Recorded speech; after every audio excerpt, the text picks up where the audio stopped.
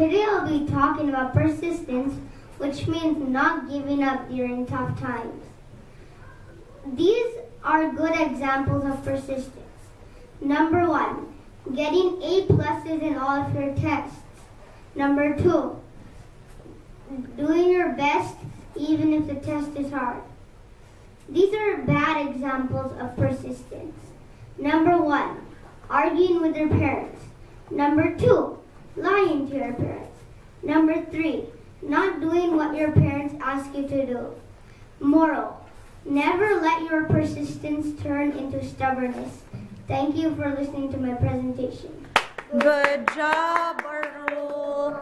Okay, Arul did a very good job on your presentation. As always, you follow the perfect rules properly. You're confident as always, so just keep it up and keep practicing. Thank you.